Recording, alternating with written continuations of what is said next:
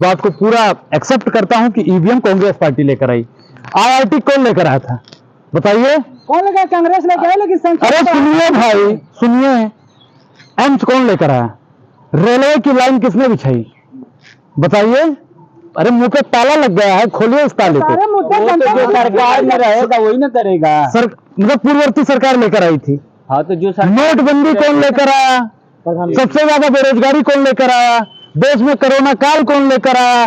महिलाओं के ऊपर सबसे ज्यादा अत्याचार किसने करवाया? युवाओं को सबसे ज्यादा किसने पिटवाया? नमामि गंगे का घोटाला किसने किया? पत्रकारों को सबसे ज्यादा डिटेन किसने किया? और आप जैसे पत्रकारों के मुंह पर कांग्रेस भी इमरजेंसी लगाई थी। हैं? कांग्रेस की इमरजेंसी तो इमरजेंसी थी, लेकिन ये तो आघोषित आपातकाल है। उसने बता के लगाया था। सही ठहरा थे बिल्कुल वो हालात और दौर क्या था। इंदिरा जी काफी समझदार आयरन लेडी थी। पत्रकारों को जेल के अंदर ठूस दिया गया था। लेकिन कैसे पत्रकारों को किया गया था? आज के पत्रकार क्या कर रहे हैं? ऐसे धूप बत्ती ले लिए हैं, मोदी जी के आमने सुलग रहे हैं, ओम जय ओम जय ओम जय ओम जय ओम जय। अरे माइक टूट जाएगा। यहाँ तो आपकी कमर को तोड़ दिया गया है मोदी जी की सरकार में। गरीबों की कमर को तोड़ दिया गया है। आप रोजगार की बात कर रहे हैं। मोदी जी हर स्टेट में मंदिर मस्जिद बनवा रहे हैं, रोजगार वहाँ मुहैया करा रहे हैं। आप कह रहे हैं कि ऐसे मंदिर मस्जिद एक धार्मिक मुद्दा है जिस पर भारतीय जनता पार्टी चुनाव लड़ना चाहती है। मंदिर मस्जिद बने न बिगड़े, सोन चिड़ैया बन ही रहा है और देश के जनता बाढ़ में जाए, अपन कुर्ती बची रहा है। ये भारतीय जनता पार्टी की राजनीति है। लेकिन वो इकोनॉमिक मुद्दा भी है। उसके चारों तरफ दुकानें खुलती हैं, फाइनेंशियली एक्टिविटी भी होती है। देखिए, मैं मंदिर के विरोध में नहीं हूँ, मस्जिद के विरोध में नहीं हूँ, गुरुद्वारे के विरोध में नहीं हूँ। मैं कहता हूँ सुनिए भाई, हंसिए मत, दांत मत निकालिए। आप जैसे एक पत्रकार दांत निकाल निकाल कर देश को बर्बाद कर रहे हैं। आप अपनी बात रखिए। मैं बात ही रख रहा हूँ, आप मुद्दों पर बात कीजिए। मंदिर रोजगार दे रहे प्रधानमंत्री हर साल। और आप भारत माता की कसम और इस पत्रकारिता की कसम खाकर बता दीजिए, मोदी जी ने 2 करोड़ रोजगार हड़ताल दिया। प्रधानमंत्री जी बोले कि नहीं बोले? अरे जुमला बोले हैं, जुमला। 15 लाख रुपया आया कि नहीं आपके पास? शायद आपके खाते में आ गया हमको तो आ होगा। गया। इतना बड़ा बैग लेकर इधर आइए, आप सामने आइए, सामने आइए, सामने आइए, नहीं कैमरे पर आइए, इधर कैमरा घुमाइए। नहीं, ऐसे ऐसे आप जैसे ही लोग भारतीय जनता पार्टी की दलाली करने का काम करते हैं। सर राहुल गांधी कह रहे कि हमारी सरकार आएगी तो जाति जनगणना कराएंगे। बिल्कुल जातीय जनगणना होनी चाहिए। जिस प्रदेश में उनकी सरकार है तो क्यों नहीं करा रहे हैं? देखिए, लगातार नियंत्रण काम हो रहा है पूरे देश में, एक साथ जातीय जनगणना होनी चाहिए की तरह वो जुमला तो नहीं दिख रहे हैं। 15 लाख देंगे बोला था कि नहीं बोला था? बोला था या नहीं बोला था? बोलिए। कौन मोदी बोला था और कौन बोला था? तो अभी तो अरे सुनिए, दलाली मत करिए, बताइए आप। वो तो जुमला था। जुमला था यानी जुमला प्रधानमंत्री 2 करोड़ रोजगार न दे, वो भी जुमला। सुनिए उंगली नीचे करके बात करिए। उंगली नीचे मेरा देश नीचे जा रहा है, मेरा देश नीचे जा रहा है, मैं इसलिए उंगली दिखा के बात कर रहा हूँ। आप मुझे बताइए, आपका देश है, हमारा देश नहीं है। आपका अगर देश होता तो आप अपने उसूल से, अपने जमीन से, अपने स्वाभिमान से समझौता ना करते।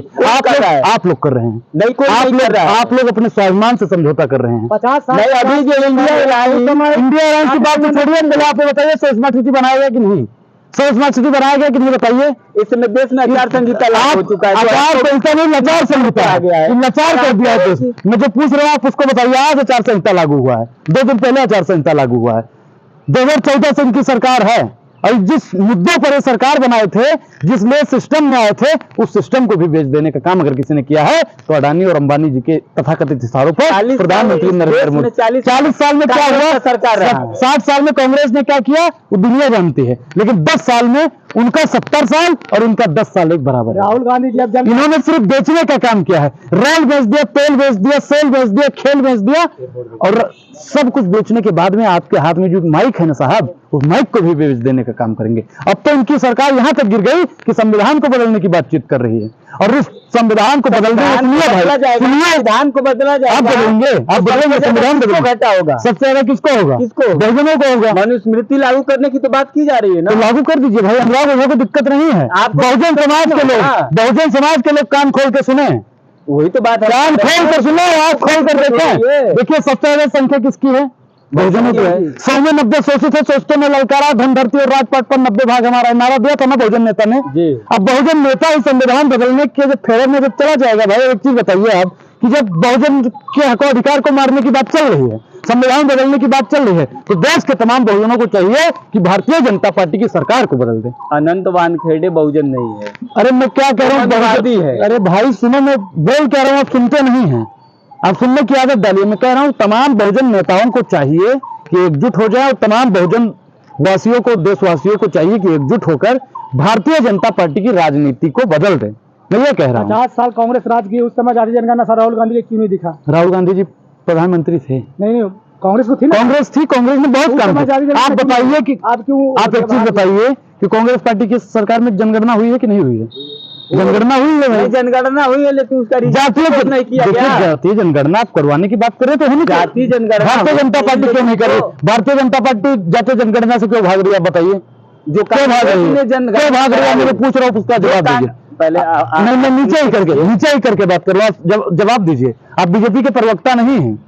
हम बीजेपी के प्रवक्ता नहीं, आप बनेंगे, लेकिन जरूर बनेंगे आप, जरूर। प्रवक्ता नहीं है हम आपसे सीधा आप पत्रकार हैं। आप क्या हैं? पत्रकार हैं। पत्रकार हैं। 2 करोड़ रोजगार पर सवाल पूछा आपने? मोदी जी से पूछा कभी? पूछे मुझसे सवाल, पूछे हैं? जुमला था, 2 करोड़ रोजगार जुमला था। आपने महिला सशक्तिकरण पर सवाल पूछा? महिला सशक्तिकरण पर सवाल पूछा? आपसे जो सवाल मैं तो अच्छा, हम ही से सवाल पूछोगे? बहुत बड़े होशियार हो आप, ही बड़का होशियार हो। नहीं भाई, हम ही से सवाल पूछोगे? अरे प्रधानमंत्री का समर्थक तो आपके सामने आता है। सुनिए भाई, आप हमसे सवाल पूछोगे? देश में जो सत्ता में बैठा है उससे सवाल पूछोगे कि नहीं पूछोगे? नहीं, इस बात एक चीज बताइए, अटल बिहारी वाजपेयी जी को जानते हो? जी जानते हैं। कौन है वो? पूर्व हमारे देश के प्रधानमंत्री थे। ठीक, उन्होंने क्या कहा था कि मीडिया को हमेशा निष्पक्ष होना चाहिए और सत्ता से सवाल पूछना चाहिए, हमेशा विपक्ष के साथ में खड़ा होना चाहिए। लेकिन आज की मीडिया क्या कर रही है? आज की मीडिया क्या कर रही है? प्रधानमंत्री नरेंद्र मोदी का चरण चंबुकम कर रही है। चरण चंबुकम करने वाली मीडिया का आप बाइकआउट करेंगे।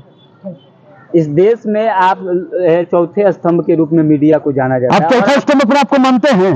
मानते हैं चौथे स्तंभ? एक चीज बताइए, कुर्सी का एक पैर अगर टूट जाए तो कुर्सी गिर जाती है, और इस कुर्सी का तो चारों पैर टूटा हुआ है। ईडी, सीबीआई, आईटी और आप लोगों की बदौलत से टिका हुआ है हवा में बस। और अहंकार से 3 गए हैं और ये भी तीनों जाएंगे, अडानी, जैसा का पापा और मोदी। ठीक है, बहुत बहुत धन्यवाद।